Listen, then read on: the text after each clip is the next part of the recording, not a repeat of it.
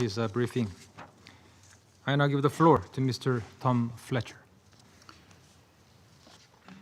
Thank you, Mr. President. And as ever, Special Envoy Pedersen has set out compellingly the political stakes and the case for success against the odds. A warm welcome to the new permanent representative of the Syrian Arab Republic. Your appointment comes at a critical time for Syria. Ahlan wa sahlan. As I told the Council last month, the international community has been resolute about the need to sustain momentum in support of recovery and hope for the people of Syria. The General Assembly High-Level Week, including this historic visit, will be a critical moment. In advance, I propose to take a step back and reflect on where we are on the humanitarian effort, what actions the UN and our humanitarian partners have been taking, and what we need from you to do more. Despite the profound changes underway in Syria and the opportunities that these have generated, Syria remains by any metric one of the largest humanitarian emergencies globally.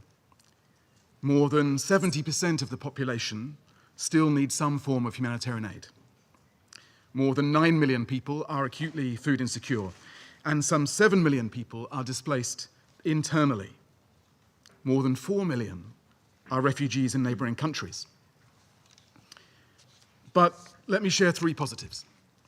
Firstly, thanks to the more collaborative, practical engagement that we have with the authorities in Damascus and beyond, we can now get aid where it's needed, within the country, much more easily than under the former regime. Movements that last year would have required lengthy, onerous navigation of front lines are now happening routinely.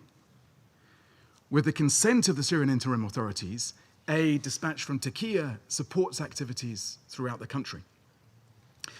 So there are some communities in Syria that have started to receive UN support for the first time in years. Secondly, we've adapted our structures to the new context. Over 6 months, we've shifted to a much more efficient coordination model based in Damascus under the leadership of the humanitarian coordinator with subnational hubs. Thirdly, the easing of unilateral sanctions is removing hurdles to the reconstruction work, and that will bring down the humanitarian needs further. More carve-outs, including for more development activities, will be welcome. Through these efforts, and despite severe reductions in funding, the UN and our partners are now getting critical humanitarian assistance to nearly 3.5 million people across Syria, on average every month. That's a 25% increase on this time last year. So we're getting life-saving help to displaced people and other vulnerable communities, food for 1 million people, subsidized bread for 2 million more each month, medical procedures for 2 million each month, support for the public health surveillance system, and a national immunization program that reached over 1.7 million children under the age of 5. We are also providing basic support like water trucking, shelter, healthcare to people, largely women and children, in displacement camps in the north, including Al-Hol and Al-Raj. We are prioritizing emergency response as needed. Following the escalation in violence in the south, we've now delivered assistance to over 430,000 people per month in Asweda, Dara, and rural Damascus. We continue delivering aid to Asweda through convoys organized with the Syrian Arab Red Crescent. And while we're still navigating a tense security environment there, our deliveries and staff movements have become more regular over the last month, now using the reopened highway from Damascus. In fact, our team are on the ground there today, and we are now reaching most of our target population in the south.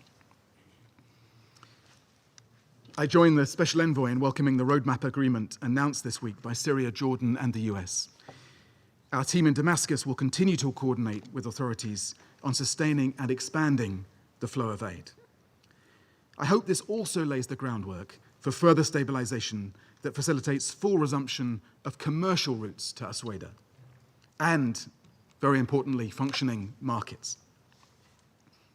These corridors are essential to maintain the flow of goods, stabilize markets, and reduce the reliance on humanitarian aid. At the same time, we are also working alongside authorities to prioritize more sustainable interventions throughout the country that strengthen institutional capacities. WHO, UNICEF, and partners are rehabilitating hospitals and health centers throughout the country, supporting the transition to the Syrian interim authorities. UNICEF and partners are rehabilitating water stations, wells, sewer networks to ensure reliable access to clean and safe water. WFP, FAO, and partners are working with national authorities to strengthen social safety nets, support rehabilitation of critical irrigation infrastructure, and of the bread value chain to ensure the continuous production of fresh bread.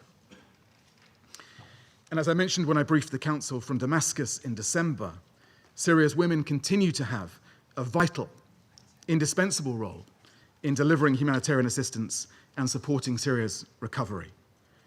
And I look forward to hearing more on this theme from Ms. Shubaji. Mr. President, despite this progress, I warn again that we risk missing a rare opportunity for the people of Syria.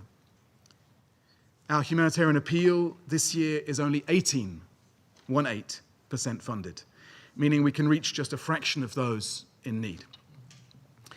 And just when organizations are seeking to expand their operations and have the opportunity to work more efficiently, they are instead forced to cut programs, reduce support, lose staff. Hospitals, communities, safe spaces for women and girls have been closed as a consequence of funding cuts, exacerbating protection risks, including of more early marriage and gender-based violence. And while announcements of investment agreements are encouraging, tangible, targeted development projects are still slow to materialize. Now, this real but fragile opportunity that we have is especially stark when we consider the millions of Syrians who have been uprooted by years of conflict. Since December, and the number has gone up this morning, over 900,000 refugees and 1.9 million people displaced internally have now returned to their home areas. And we're working with them to help them meet basic needs, rebuild damaged homes, build livelihoods, clear munitions. As one example, in June, July, 305 families with urgent medical needs voluntarily departed Al-Hol camp for Raqqa, Aleppo, and Homs governorates. Several UN agencies supported the organization of that movement and support upon arrival dignity kits for women and girls, solar lights, other household items, and ready-to-eat meals.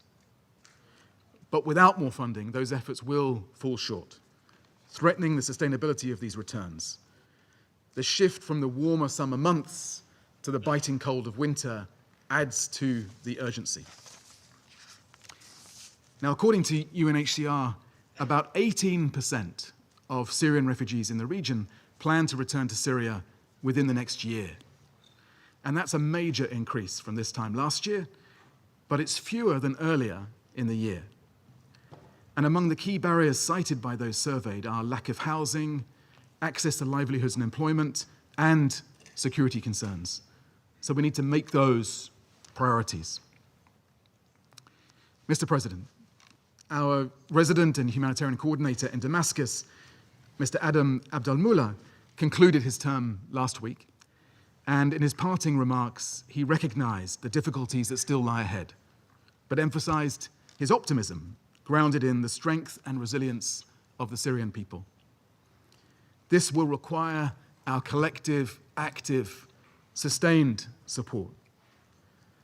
This time next year, I would dearly love to report that we are substantially scaling down our emergency humanitarian operations in Syria. Not because funding cuts have forced our hand, but because the international community has made the necessary investments in Syria's future and in Syrian leadership. So let me conclude by reiterating my key asks that could help us get to that point. First, preserve stability. Only your consistent, sustained engagement to prevent renewed violence can create the conditions for genuine recovery. Second, fund the humanitarian response. Help us capitalize on access to surge more support in the coming months and save more lives and help more Syrians return home. And third, enable Syrian-led recovery. Translate these encouraging pledges into concrete investment and expand support for large-scale recovery, reconstruction, development, creating livelihoods, rebuilding homes, restoring essential services, and ultimately restoring hope for Syrians, but also, and as we prepare for one of the most consequential UN high-level weeks in a generation, for all of us who believe that diplomacy has not lost its value and its vigor. Thank you, Mr. President. I thank Mr. Fletcher for his briefing. I now give the floor to Ms. Majid